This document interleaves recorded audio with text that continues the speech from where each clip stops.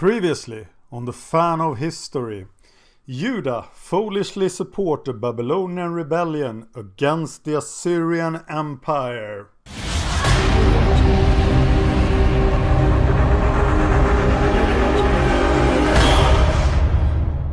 Sennacherib is the king of Assyria. He has ruled the empire since 705 BC, probably.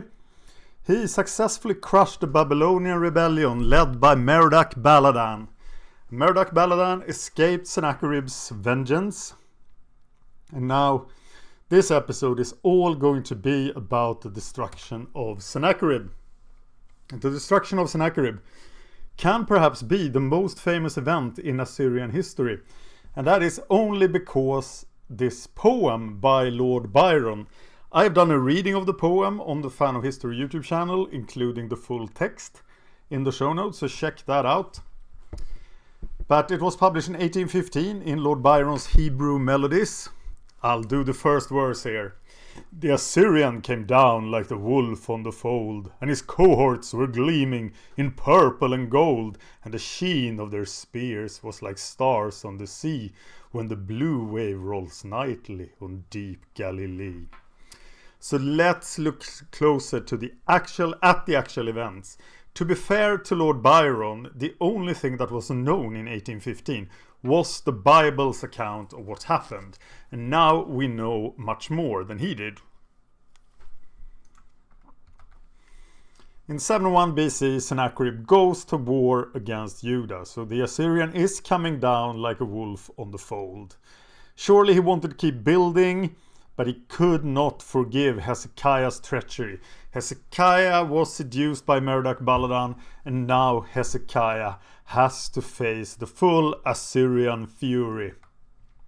Hezekiah of Judah is like, oh wait a minute, I didn't mean to, There are a lot of problems with Sennacherib's Judean campaign historically. There are two main accounts. They don't really go together very well. We have the Assyrian royal inscriptions. We have the Bible. And we will spend a lot of time on these events. It's the siege of Lachish, the siege of Jerusalem, and the destruction of Sennacherib itself. So let's see what the sources agree on. Sennacherib invaded Palestine to get his vengeance at Hezekiah, who was the king of Judah at the time. There was an Egyptian army involved. It was defeated by the Assyrian army at El-Teke, and the Assyrians did besiege Jerusalem and Lachish. So, well, the disagreement is that the descriptions are not identical. Is it because of the different outlook and the purpose of the authors? No, not all difficulties can be resolved this way, so you have to look deeper. I'm not going to get into all the details, but I will get into plenty of details. The Assyrian sources then. This is Sennacherib's third campaign, which we know quite a bit about. It's directed against Syria, Sidon and Askelon, taken by force, Arvad, Byblos, Maimeron, Ashdod, Ammon, Moab and Edom pay tribute and don't offer assistance. The citizens of Ekron in Amkaruna became frightened. They have handed over their king, Padi, as a prisoner to Hezekiah of Judah. They probably were vassals of Judah instead of Assyria, thinking that Hezekiah was more powerful than Sennacherib. Padi himself was a loyal vassal to Sennacherib. Ekron is a Philistine city on the southwest coast of the Levant. And Ekron calls now on help from Egypt and thus from Nubia, because Nubia controls Egypt. This help arrives and is beaten by Sennacherib at El-Teke. El-Teke and Timnah are plundered.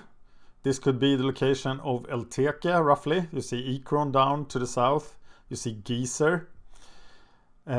The rebellious nobles of Ekron are slain, and Padi is returned from Jerusalem somehow to sit on the throne of Ekron once again. So good news for Padi. Sennacherib lays siege to Jerusalem. We are still the account of the Assyrian sources. Sennacherib lays siege to Jerusalem. During the siege, the royal Assyrian army plunders surrounding towns and these towns are put under the authority of loyal Philistines in Ashdod, Ekron, and that's probably Gezer, and not... No, it is Gaza, Philistine state Gaza. There is no mention in the Assyrian sieges about how the siege of Jerusalem ended, but there's a long list of booty sent from Jerusalem to Nineveh. And there is little doubt that all of this happened by the year 700 BC. The fullest account, the Rassam cylinder, is dated in 700 BC, but there are two other pieces of important Assyrian evidence. We have the looting of Lachish reliefs, a fragmentary text which may be by Sennacherib. It's the conquest of two Palestinian towns, one of them being Azekah. The name of the other is broken. Neither Lachish nor Azekah is mentioned in any annalistic narrative of the third campaign of 701 BC. I have decided to do a full video about the siege of Lachish, but I will do that only if we hit the $30 Patreon level, that is, if the podcast continues past this point. The podcast is not at this point yet, but we will talk about this again on the podcast together with Brennan. The siege of Lachish reliefs are the fullest account of Assyrian siege warfare there is. That's what makes them so interesting. So if you want to see me break down Assyrian siege techniques from Lachish, please become a patron at patreon.com/fanofhistory.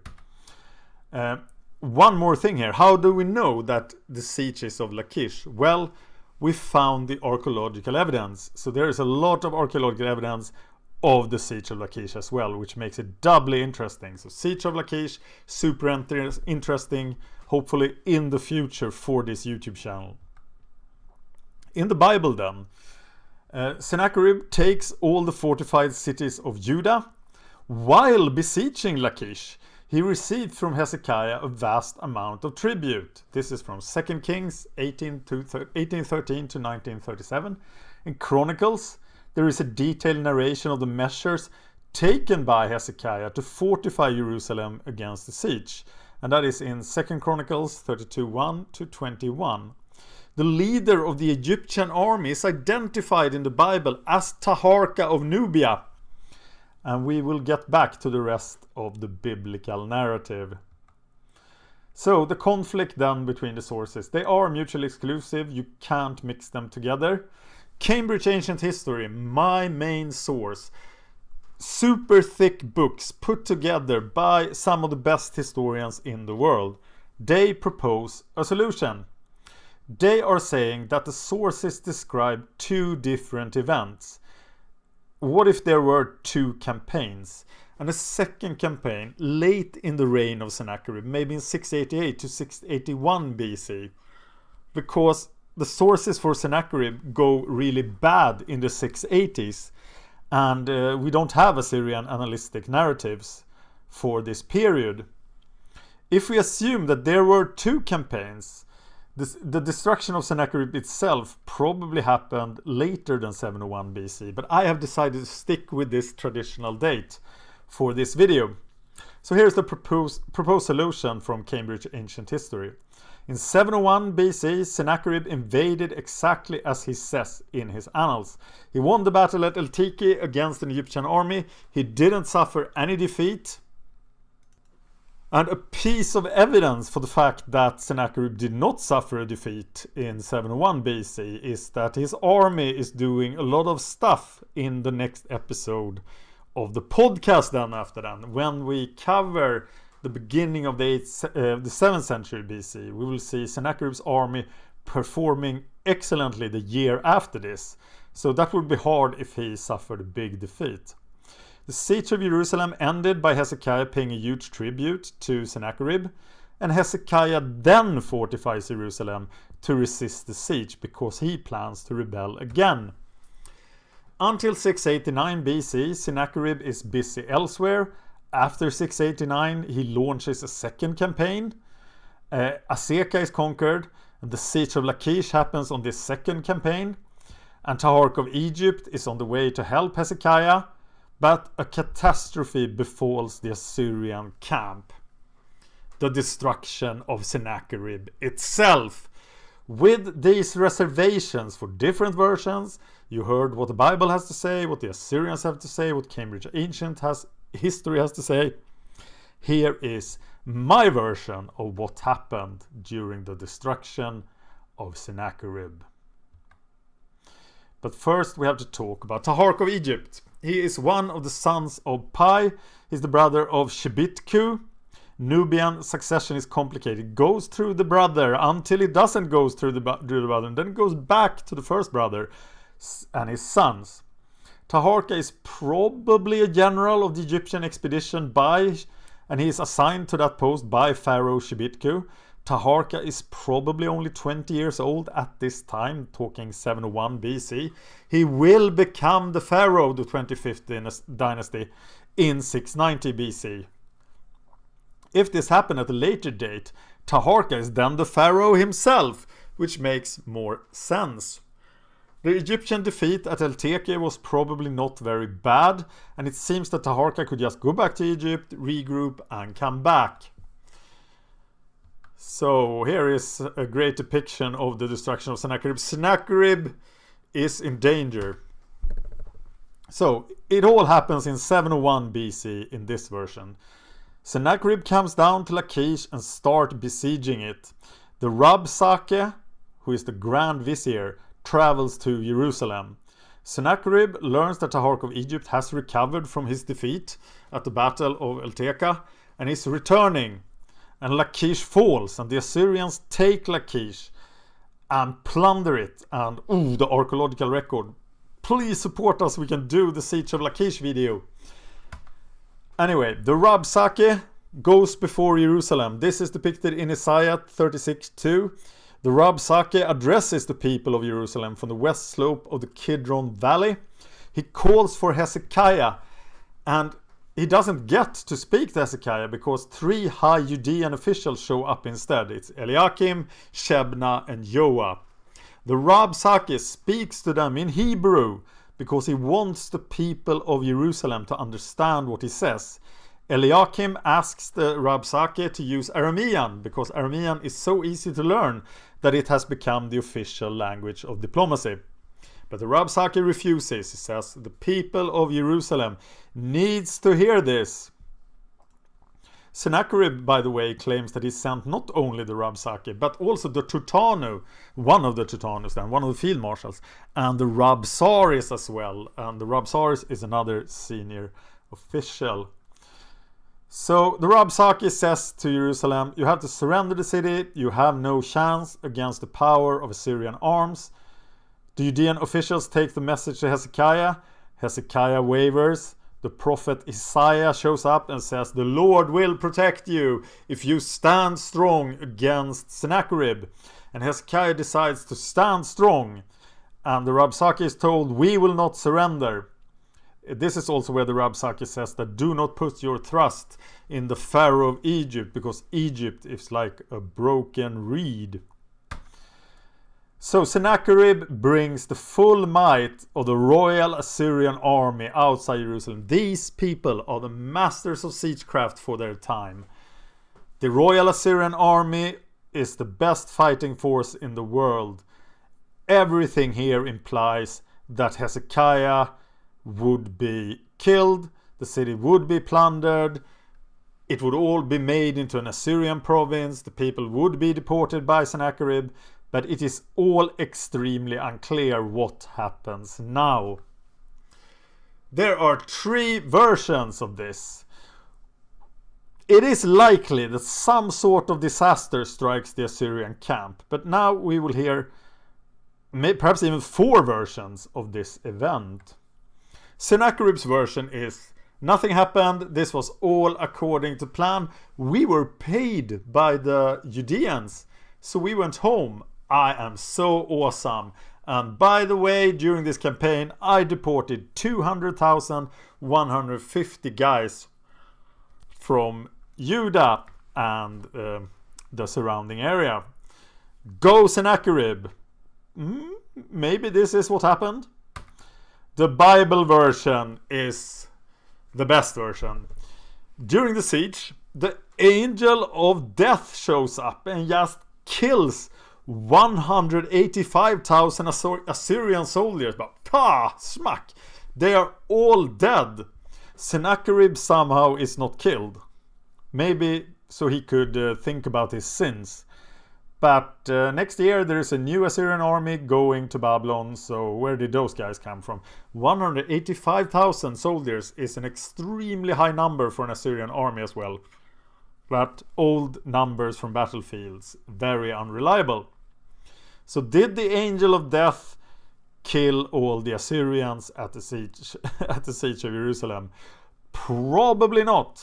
But if you believe the Bible, this is what you have to go with. The Egyptians have a version as well. They say that Taharka prayed to the gods, and the gods listened to Pharaoh. So some mice show up, and they eat all the Assyrian bowstrings. And without bowstrings, the Assyrians can't fight, so Sennacherib goes home. The gods sent a multitude of field mice, which devoured all the quivers and bowstrings of the enemy, and ate the thongs by which they managed their shield. What a surprise for Sennacherib. Like, wow, mice everywhere. The mice could also be an allegory for disease. So maybe a plague of some sort struck the Assyrian camp and Sennacherib had to return. Perhaps he even got some tribute to pay him off. But Taharka himself, the leader of the Egyptian expedition, he doesn't stick to this version. So he has another version. He just says, I went with Shebitku to Lower Egypt. I didn't go anywhere else. And maybe he tries to hide the fact that he was durdling around in Judah because it didn't go very well for the Egyptian army. In the end, Hezekiah of Judah stays in power. He is still the king of Judah. And Judah is now independent of Assyria, or perhaps still a vassal. But Hezekiah of Judah is still there, and Sennacherib has gone away from Judah. So this puts some credibility to the Bible version. In the situation here now in the northwest we have to talk a bit about, because this was where Sargon probably died in 705 BC, and there was a massive rebellion by Tabal, Q, Kilaku and Melid, and they are now free of Assyrian vassalage. Will that last? Some states in the area still loyal to Assyria, and it's possible that Q actually returned to become an Assyrian province once again, perhaps on the advice of Midas the Phrygian, who is to the north. Urartu is keeping the peace with Assyria and fighting the Cimmerians. The movement of the Cimmerians is extremely hard to track, but they will be around for a time. They are somewhere beyond Phrygia and Urartu, and they will sweep down into Mania on the eastern side of Urartu. But we'll talk more about that in the podcast. So King Midas fighting the Cimmerians. We must also mention then, of course, that Merodach Baladan is still out there and still plotting, whereas Argishti and Midas are not plotting anymore against Assyria actively. Merodach Baladan is doing nothing else. In 700 BC we also have the 20th Olympiad, where Atheradas of Laconia wins the stadium race. Yay! And we have zero other information from this Olympiad. If you have information, tell me where you found it, because I know that there are several events at the 20th Olympiad and I don't have the data for them, and I want it. This is the end of this YouTube show, the events series. We run it for 2 years. We have gone from 1000 BC to 700 BC, and now it's over. But it's not the end of this YouTube channel. I will still be doing some videos. Timeline of world history continues, and the podcast continues. The Fan of History podcast, it's on iTunes, it's on Stitcher. If you can find an Android platform where the Fan of History podcast isn't, tell me and I'll put it there. You can talk to me on Facebook. You can talk to me on Twitter. I'm Dan Horning. But there I talk about all my podcast and YouTube projects, so that will be confusing. it's our intention to continue the podcast. I just recorded the Tiglath-Pileser episode, the 745 BC episode for the podcast with Brennan.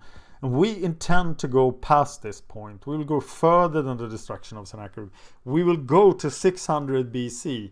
We will see the rise of the Neo-Babylonian Empire. We'll see the fall of Nineveh and the total destruction of the Assyrians.